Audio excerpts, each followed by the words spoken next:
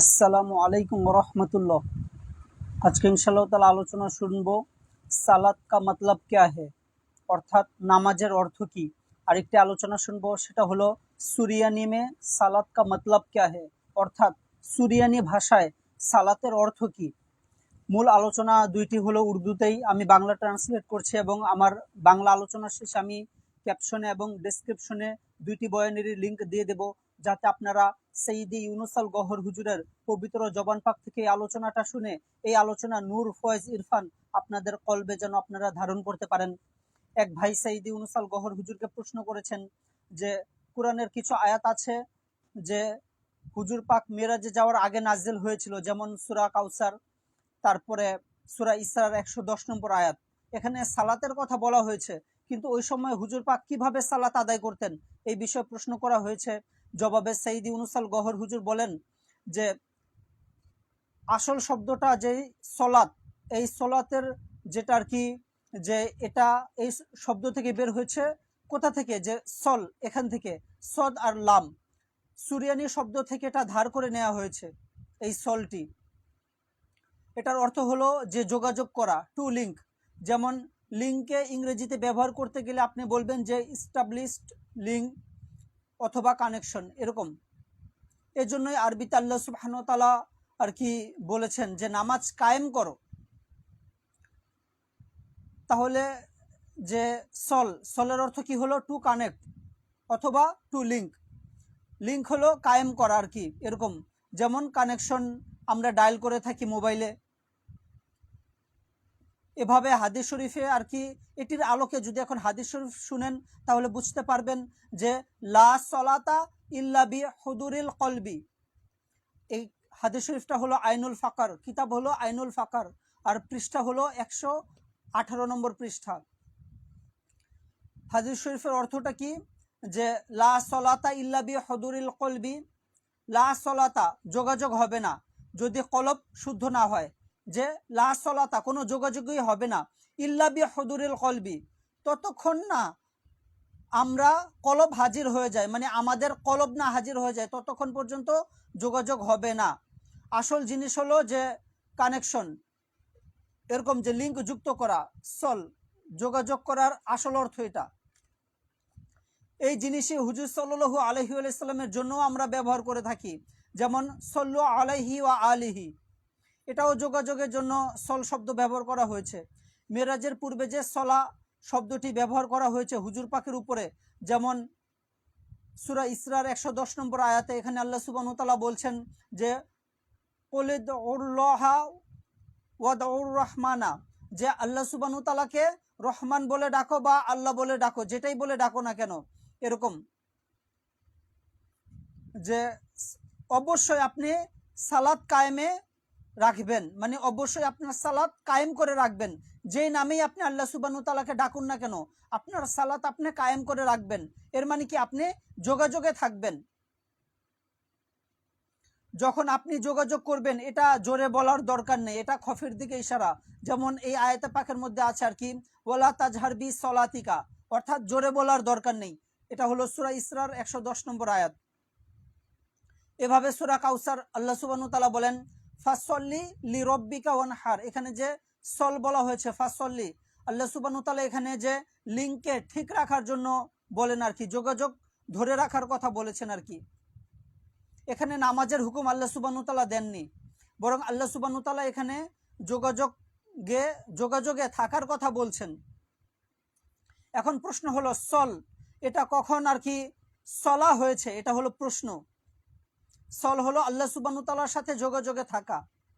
যেমন শুরুতেই আর কি, ইসলামের শুরুর যুগে যে আপনারা ইতিহাস জেনে থাকেন যে কাবা ঘরের ৩৬০টি এরকম যে মূর্তি রাখা হয়েছিল, আর রেখে তারা কি করতেন, তারা এই মূর্তির প্রশংসা করতেন, তারপরে রুকু করতেন, সিজদা করতেন। আর যখন তাদেরকে প্রশ্ন করা হতো যে তোমরা এগুলো কি করছো, তখন তারা বলতেন আমরা রবের সাথে যোগাযোগ করছি। এই আমলকে তারা সলাত বলতেন।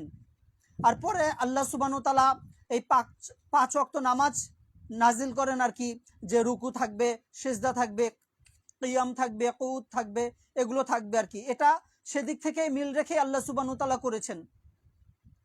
সুফি মাস্টার সৈয়দি ইউনুস আল গহর হুজুর বলেন যে কোরআন পড়লেও আপনি দেখবেন যে ইসলামের ইতিহাস যে কোরআনে পাকের মধ্যে আছে আর কি, রেফারেন্স চাইলে আমি পরে দিতে পারবো, যে শুরুর যুগে ইসলামের পূর্বে তারা কাবা ঘরের সামনে গিয়ে নিজের নসবনামা বর্ণনা করতেন, এরকম বলতেন আমি এমক বংশের মানে পূর্বপুরুষের প্রশংসা করতেন জোরে জোরে কাবা ঘরের সামনে। এটাকে আল্লাহ সুবহানাহু ওয়া তাআলা এরকম মানে উল্টো করে দিয়েছেন, যে তোমরা যখন হজ করবে তখন জোরে জোরে তালবিয়া পাঠ করবে, এরকম যে লাব্বাইক আল্লাহুম্মা লাব্বাইক লা শারীকা লাকাল হামদ, এরকম যে জোরে জোরে পড়বে। ঠিক ওই দিক থেকে আর কি এটা এসেছে আর কি সলা। তারা যে মূর্তিকে সামনে রেখে সলাত আদায় করতেন, এরকম এদিক থেকে আল্লাহ পাক 5 ওয়াক্ত নামাজটা নিয়েছেন, যে তোমরা এখন এভাবে সলা আদায় করবে, এটা আল্লাহ পাকের পক্ষ থেকে সলা। তারা যেই সলা আদায় করতেন এটাতে তো তারা নূর পেতেন না, কারণ আল্লাহ পাকের সাথে তাদের সম্পর্ক ছিল না। কিন্তু আল্লাহ সুবহানাহু ওয়া তাআলা যেই সলা নাজিল করেছেন এটার দ্বারা তারা নূর পান আর কি, যারা দিন ইসলামের মধ্যে আসেন। সুফি মাস্টার সাইদি ইউনুস আল গহর হুজুর বলেন যে এটি দ্বারা ইসলামের একটি সমাধান হয় আর কি। আবার যে এই যে জিকরে কলব, এর দ্বারা মানুষ বাস্তবেই আল্লাহ সুবহানাহু ওয়া তাআলার সাথে যুক্ত হয়, যোগাযোগে থাকতে পারে, যখন মানুষের লতিফায়ে কলব আল্লাহু আল্লাহু জিকির করে। এখান থেকে এটার নাম সলা নেওয়া হয়, অর্থাৎ এমন ইবাদত যার দ্বারা বান্দার সাথে আল্লাহ সুবহানাহু ওয়া তাআলার সম্পর্ক জুড়ে যায়। আসল অর্থ হলো এটাই আর কি। যেমন আল্লাহ সুবহানাহু ওয়া তাআলা বাবা আদম আলাইহিস সালামকে যখন দুনিয়াতে পাঠান তখন লতিফায়ে কলবের তালিম দিয়ে পাঠান, বলেন যে তোমার সন্তানরা যারা আমার সাথে সম্পর্ক করতে চাইবে তাদেরকে কিভাবে আমার সাথে যুক্ত হতে হয় এই তালিম তাদেরকে শিখাবে, এই লতিফায়ে কলবের তালিম। এটাই হলো সলার আসল অর্থ আর কি। আবার সূরা বাকারার 238 নম্বর আয়াত আল্লাহ সুবহানাহু ওয়া তাআলা বলেন হাফিজু আলাস সলাতি, যে সলাতের হেফাজত করো, ওয়া সলাতিল উস্তা, মধ্যবর্তী সলার হেফাজত করো।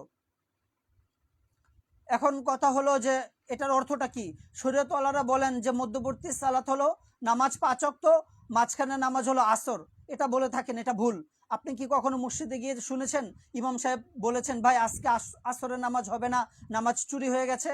হেফাজত কখন করতে হয়? যখন চুরির আশঙ্কা থাকে তখন এটা হেফাজত করতে হয়। কিন্তু এখানে আসরের নামাজ বলা হচ্ছে না, এখানে বলা হচ্ছে যে তোমার বুকে দুই পাঁজরের মাঝখানে যোগাযোগের যে জিনিস লটকে আছে সেই যোগাযোগের জিনিসকে তোমরা হেফাজত করো, অর্থাৎ তোমার লতিফায়ে কলবকে হেফাজত করো। এটাকে আল্লাহু আল্লাহু জিকির দ্বারা জাগ্রত করো, যাতে এই কলবকে শয়তান নিজের নিয়ন্ত্রণে নিতে না পারে, শয়তান তার ওয়াসওয়াসা এই কলবের মধ্যে দিতে না পারে।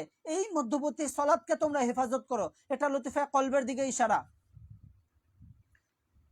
তাহলে সল অর্থ কি হয়ে গেল? সল অর্থ হয়ে গেল টু এস্টাবলিশ লিঙ্ক। বোঝা গেল যে শবে মেরাজের পূর্বে হুজুর সাল্লাল্লাহু আলাইহি সাল্লাম তিনি আল্লাহ সুবহানাহু ওয়া তাআলার সাথে যোগাযোগে থাকতেন, এরপরেও যোগাযোগ করতেন। পরে যোগাযোগের আমল এসে পড়েছে যার নাম সলাত হয়েছে। আমরা তো আর কি যে ইন্ডিয়া, পাকিস্তান, বাংলাদেশ এদিকের মানুষ, ফার্সির কারণে এটার কি মূল শব্দটা ছিল সলা, এটা নামাজ হয়ে গিয়েছে, ফার্সি শব্দ নামাজ, যার কারণে এটা আমরা ভুলের শিকারে আছি, কিন্তু মূল অর্থটা হলো সলা। মেরাজে গেলেও হুজুর সাল্লাল্লাহু আলাইহি সাল্লামকে আল্লাহ সুবহানাহু ওয়া তাআলা বলেন অপেক্ষা করো, আমি সলার মধ্যে রয়েছি, অর্থাৎ আমি কারোর সাথে এরকম যোগাযোগে আছি, আমি কারোর সাথে কথা বলছি। এটার অর্থ না যে আল্লাহ সুবহানাহু ওয়া তাআলা কারো নামাজ পড়ছিলেন, এমন না। তাহলে সলা অর্থ কি? টু এস্টাবলিশ লিঙ্ক অথবা যে কানেকশন। পরে এই জিনিস ইবাদতের রূপ নিয়ে নেয়, এই সলাটা পরে ইবাদতের রূপ নিয়ে নেয়। কিন্তু আল্লাহ সুবহানাহু ওয়া তাআলার কাছে মানে যেটা মূল অর্থ এটা হলো সম্পর্ক করা, যোগাযোগ করা, এটাই হলো, এটাকে আল্লাহ সুবহানাহু ওয়া তাআলা সল বলেছেন। যেমন কোরআনে পাকে এসেছে সূরা তাহার 14 নম্বর আয়াতে যে ওয়া আকিমিস সলাতা, নামাজ কায়েম করো, লি যিকরি। এটা অর্থটা কি? যে আকিমিস সলাতা, যে এটার মূল অর্থটা হলো যে আল্লাহ সুবহানাহু ওয়া তাআলার সাথে যোগাযোগ করো, লি যিকরি, যে আমার সাথে যোগাযোগ করতে চাও তাহলে লি যিকরি, জিকির করো। এই জিকির দ্বারা, জিকিরে কলব দ্বারাই আল্লাহ সুবহানাহু ওয়া তাআলার সাথে আমাদের কানেকশন হবে, যোগাযোগ হবে, সম্পর্ক হবে। এই তালিম কোনো আলেম অস্বীকার করতে পারবে না। সাইদি ইউনূস আল গওহর হুজুর বলেন, কত সুন্দর এই তালিব, কিন্তু বলার মতো কেউ নেই।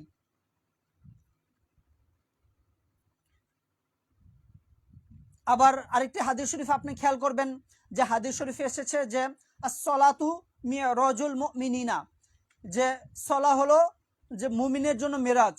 কোন মুমিনের জন্য? যাদের কলব আল্লাহ আল্লাহ জিকির করে, এই কলবের দ্বারাই সে আরশে আজিমের সাথে যুক্ত হয়ে থাকবে, তার এই সলাটা আল্লাহ পাক পর্যন্ত পৌঁছাবে। এটাই হলো যে সল যোগাযোগ। এখন যে ব্যক্তির কলব আল্লাহ আল্লাহ জিকির করে না, ওই ব্যক্তির সলা তো আর মেরাজ করবে না, ওই ব্যক্তির সলা তো আল্লাহ পাক পর্যন্ত পৌঁছাবে না, কারণ ওই ব্যক্তির কলবের দরজা বন্ধ, ওই ব্যক্তির কলবে আল্লাহ আল্লাহ জিকির নেই। এই ছিল যে সলা কা क्या मतलब है, এটা ছিল আলোচনা আর কি। এখন আমরা আরেকটি আলোচনা শুনবো, সেটা হলো সুরিয়ানি মে সলা কা मतलब क्या है, অর্থাৎ সুরিয়ানি ভাষায় সলার অর্থটা কি, এটি শুনবো। সাইদি ইউনূস আল গওহর হুজুর বলেন যে হাদিস শরীফে এসেছে যে প্রত্যেক নবী রাসূলগণ তারা তাদের কবরে জীবিত, কিন্তু তারা নড়াচড়া করতে পারেন না। তারা অবশ্যই তাদের কবরে জীবিত আছেন, কিন্তু নড়াচড়া করতে পারেন না। তারা জীবিত, নবী রাসূলগণ প্রত্যেকেই তাদের নিজ নিজ কবরে জীবিত। আর হুজুর সাল্লাল্লাহু আলাইহি ওয়ালিহি ওয়াসাল্লাম তিনি তার এরকম যে তার শরীর মুবারক যেখানে আছে আর কি, এরকম হুজুর পাক জীবিত, যেমন তিনি জীবিত থাকা অবস্থায় যেমন ছিলেন ঠিক এখনো সেরকম আছেন। যেমন যে সাইদি ইউনূস আল গওহর হুজুর বলেন যে খাজা মঈনুদ্দিন চিশতি রহমতুল্লাহি আলাইহি যখন হুজুর সাল্লাল্লাহু আলাইহি ওয়াসাল্লামের রওজা মুবারকে যান, আর যখন তিনি এভাবে বলেন যে আসসালামু আলাইকা ইয়া রাসূলুল্লাহ, এভাবে যখন বলেন, তখন হুজুর সাল্লাল্লাহু আলাইহি ওয়াসাল্লাম তার এরকম যে রওজা শরীফ থেকে, পবিত্র রওজা মুবারক থেকে হাত বের করে দেন, হাত বের করে এই যে তার মানে খাজা বাবার সলার উত্তর দেন আর কি, যে খাজা বাবা যে সালাম দিয়েছেন এটার উত্তর দিয়েছেন হুজুর সাল্লাল্লাহু আলাইহি সাল্লাম। সাইদি ইউনূস আল গওহর হুজুর বলেন যে যারা আরিফ বিল্লাহ তারা প্রতিদিন তাদের নিজ শরীর দিয়ে হুজুর সাল্লাল্লাহু আলাইহি সাল্লামের পিছনে নামাজ আদায় করেন, যারা আরিফ বিল্লাহ। আবার যারা জামানার গাউস তারা তাদের লতিফায়ে নফসের মাধ্যমে হুজুর সাল্লাল্লাহু আলাইহি ওয়াসাল্লামের পিছনে নামাজ আদায় করে থাকেন। সাইদি ইউনূস আল গওহর হুজুর বলেন যে প্রতিদিন 5 ওয়াক্ত নামাজ হুজুর সাল্লাল্লাহু আলাইহি ওয়াসাল্লামের লতিফায়ে নফস মুবারক এরকম মসজিদে নববীতে নামাজ আদায় করাচ্ছেন। তোমরা যদি তোমাদের লতিফায়ে নফসকে পাক সাফ করে পবিত্র করতে পারো, তাহলে তোমরাও 5 ওয়াক্ত নামাজ হুজুর সাল্লাল্লাহু আলাইহি ওয়াসাল্লামের ইমামতিতে তোমরাও তোমাদের নফসের দ্বারা নামাজ আদায় করতে পারবে।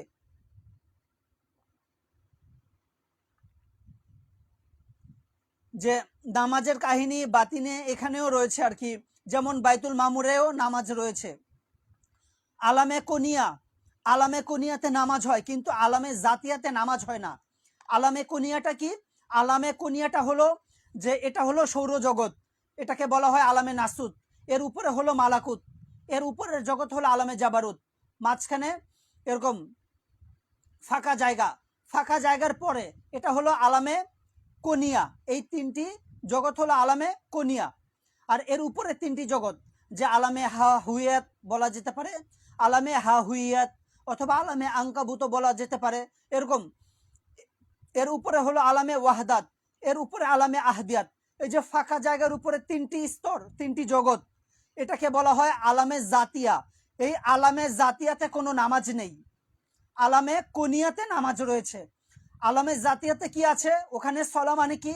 ওখানে সলা মানে হলো তুমি আমাকে দেখে নাও, আমি তোমাকে দেখে নেই। এটাই হলো যে আলামে জাতিয়াতে, সেখানে কোনো আর কি শরীর দ্বারা কোনো নামাজ নেই। সাইদি ইউনূস আল গওহর হুজুর বলেন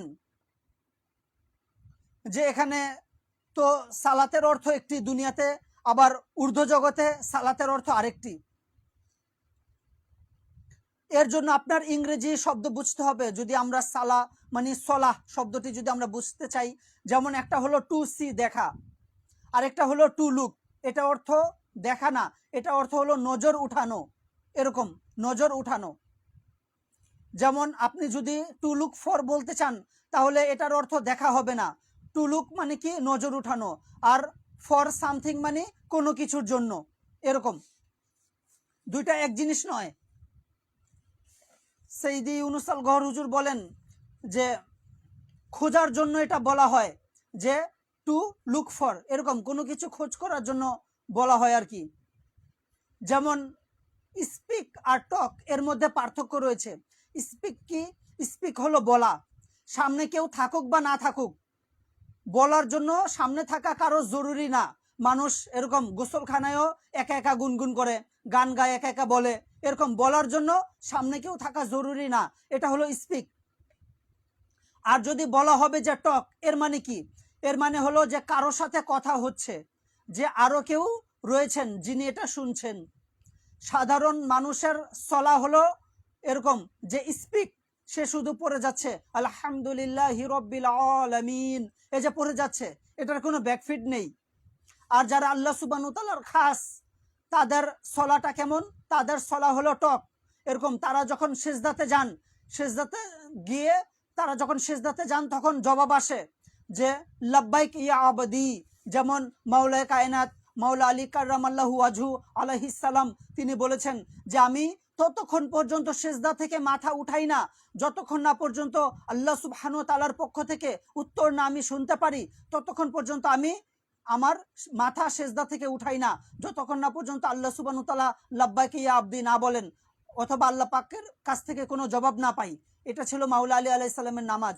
আর ওই নামাজই বর্তমানে সরকার পাক গহশাই ইমাম মেহেদী আলাইহিস সালাম তিনি আমাদেরকে শিক্ষা দিচ্ছেন যে তোমরা তোমাদের কলবকে আল্লাহ আল্লাহ জিকির দ্বারা জাগ্রত করে মাওলা আলী আলাইহিস সালামের ওই নামাজকে তোমরা তোমাদের মধ্যে আনার চেষ্টা করো, যাতে তোমাদের সলার মধ্যেও আল্লাহ সুবহানাহু ওয়া তাআলার পক্ষ থেকে উত্তর আসে।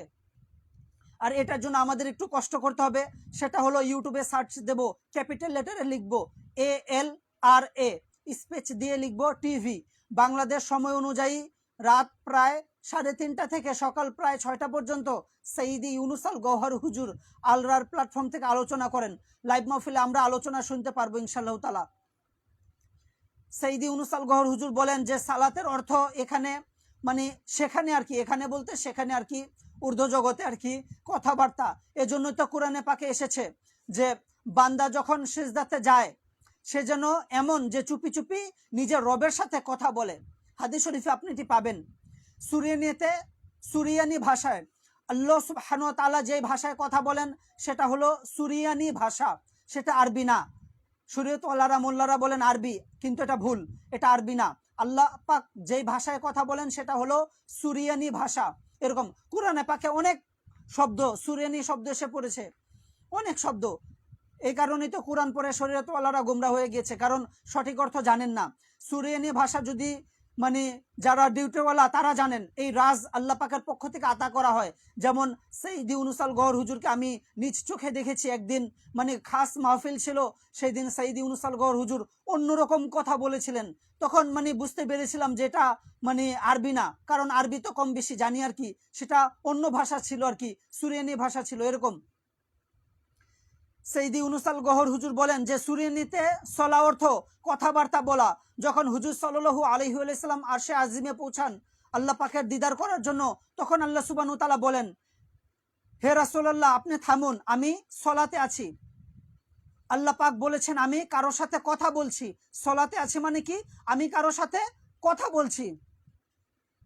কিন্তু আজ পর্যন্ত এই যে সম্মানিত মৌলবী সাহেবগণ তারা এটির অর্থ বুঝতে পারেননি। তারা বলেন আল্লাহ পাক বলেছেন আমি সলাতে আছি, তাহলে আল্লাহ পাক যদি এটা বলে থাকেন, সলা অর্থ তো তারা জানেন নামাজ, শরীয়তের আলেমরা, তারা বলেন আল্লাহ পাক কি নামাজে আছেন?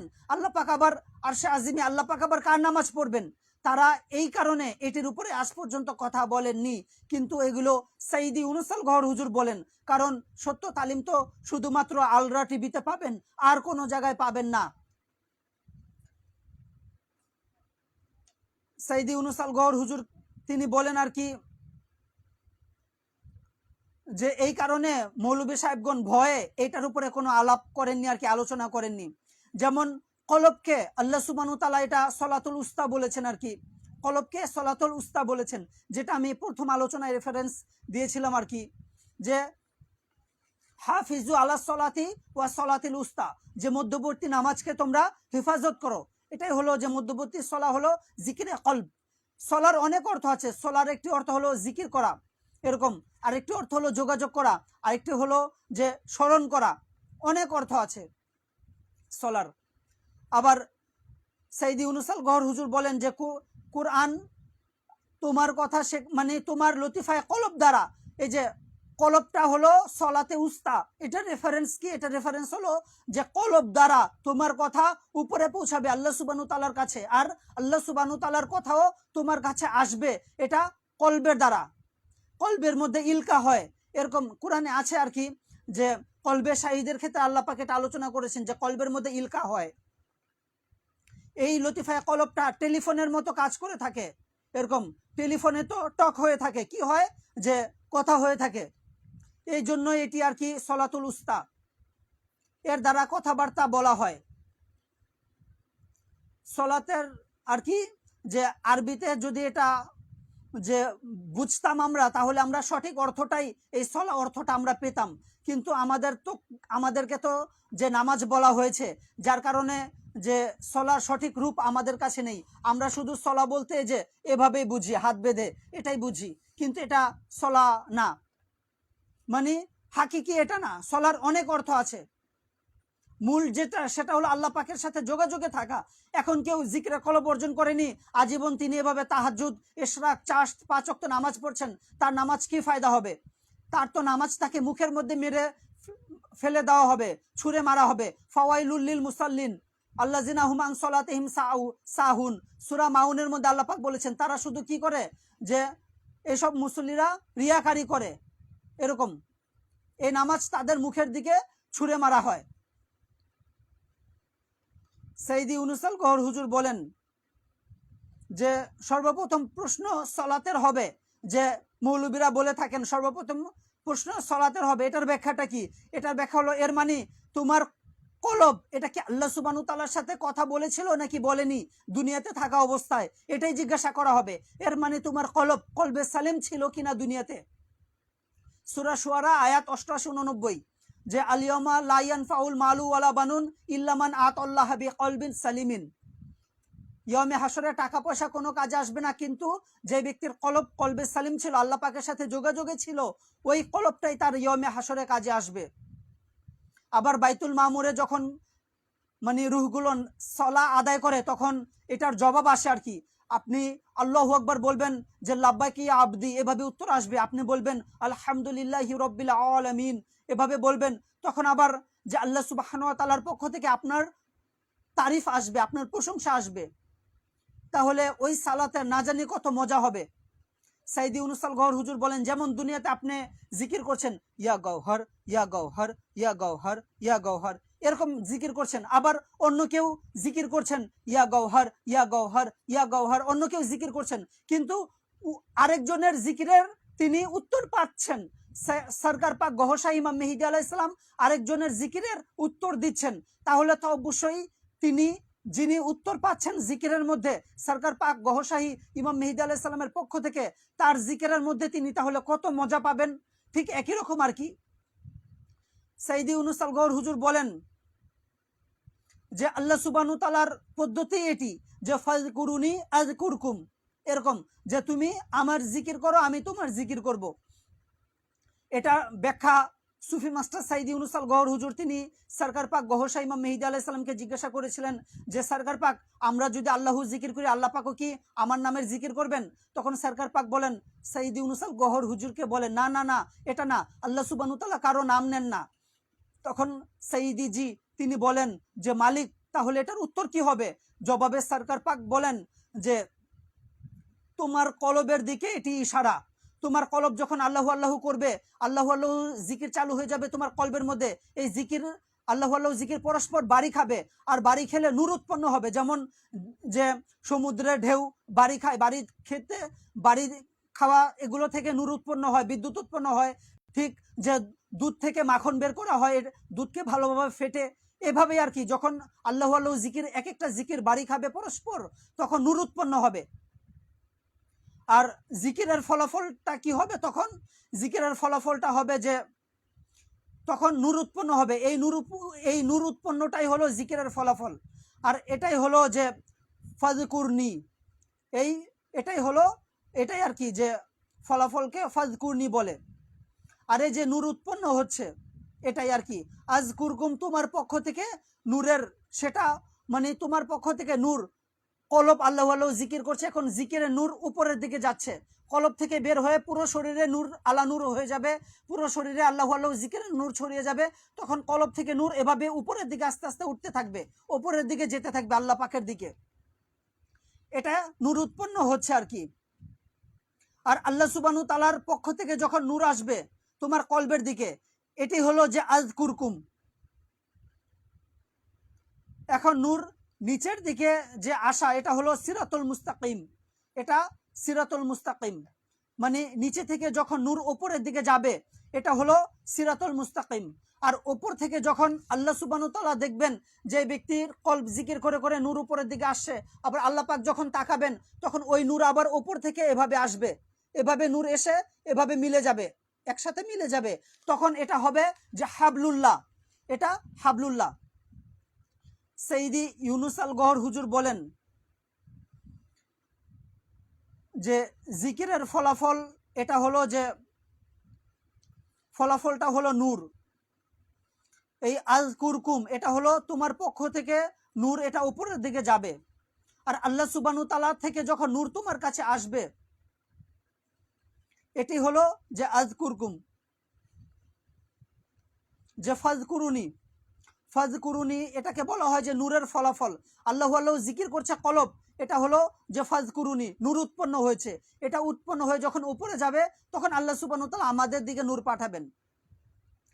সৈয়দি ইউনুস আল গহর হুজুর বলেন যে যখন এই নূরটা একসাথে মিশে যাবে দুইজনের নূর, তখন এটা তো হাবলুল্লাহ হয়ে যাবে। আর এই হাবলুল্লাহর উপরে আল্লাহ পাকের যে তাজাল্লি যখন পড়বে তখন এটা 7টা নূরের আরো লেয়ার হবে, এই নূরের হাবলুল্লাহটা আরো মোটা হয়ে যাবে। আল্লাহ পাক যে 360টা তাজাল্লি দেন এরকম না, কেউ ওপর থেকে ফুল মেরে দিল এরকম না, এই যে এই হাবলুল্লাহর উপরেই 360টি তাজাল্লি আল্লাহ পাকের পড়ে থাকে, যারা দিদার ইলাহি ওয়ালা ওলি তাদের এই হাবলুল্লাহর উপরেই 360টি তাজাল্লি পড়ে। আর কলবের সাথে যখন এটা যুক্ত হয়ে যায় তখন এই তাজাল্লি পুরো শরীরে ছড়িয়ে যায়, কখনো কানের মধ্যে এই তাজাল্লি আসে, কখনো চোখের মধ্যে আসে। আর কারো চোখে যখন এই তাজাল্লি আসে তখন আপনি যদি ওই আল্লাহর ওলির নজরে এসে পড়েন তাহলে তো আপনি নূর আলা নূর হয়ে যাবেন, আপনি দুনিয়াতে আসা আপনার সফল হয়ে যাবে। আবার তার হাতে যদি এই তাজাল্লিটা এসে পড়ে, তিনি যদি আপনাকে হাত দ্বারা পানি দেন আর ওই পানির মধ্যে এই তাজাল্লি যখন এসে পড়বে পানিটা আমর হয়ে যাবে, মানে অমর হয়ে যাবে আর কি, অমর হয়ে যাবে। এই পানিটা যখন আপনি পান করবেন আপনি আল্লাহ তাআলার ওলি হয়ে যাবেন। আর যখন তার মুখের মধ্যেই তাজাল্লি এসে পড়বে তখন কি গুফতাই উ গুফতা আল্লাহ বাবাদ গারচে আজহালকুম আব্দাল্লাহ বাবাদ, অর্থাৎ তার মুখ থেকে আল্লাহ পাকেরই কথা বের হবে, যদিও ওই হলকটা বান্দার কিন্তু কথাটা আল্লাহ পাকের বের হচ্ছে ওই হলক দিয়ে, ওই গলা দিয়ে। সৈয়দি ইউনুস আল গহর হুজুর বলেন যে আবার তিনি ইচ্ছা করলে, এই আল্লাহর ইচ্ছা করলে যে নিজে চুপ থাকতে পারেন অথবা এই তাজাল্লি মানুষের কাছে প্রকাশ করে দিতে পারেন, এটা তার আমল দ্বারাও তিনি প্রকাশ করতে পারেন এই তাজাল্লিটা, অথবা তার নজর দ্বারাও এই তাজাল্লিটা তিনি মানুষের কাছে পৌঁছে দিতে পারেন। এই ছিল আর কি যে সুরিয়ানি ভাষায় সলার অর্থ কি। তো আলোচনাটা ভালো লেগে থাকলে বিভিন্ন গ্রুপে শেয়ার করে দেবো ইনশাআল্লাহ তাআলা, তরিকতের গ্রুপে, যাতে সলার বিভিন্ন অর্থ আর সুরিয়ানি ভাষায় আল্লাহ পাকের জগতে সুরিয়ানি ভাষায় এই সলার অর্থ কি এটা যাতে আমরা সবার কাছে এই তালিমটা পৌঁছে দিতে পারি ইনশাআল্লাহ তাআলা। আপনারা ভালো থাকবেন, আপনাদের অনেক অনেক খেয়াল রাখবেন। আসসালামু আলাইকুম ওয়া রাহমাতুল্লাহি ওয়া বারাকাতুহু।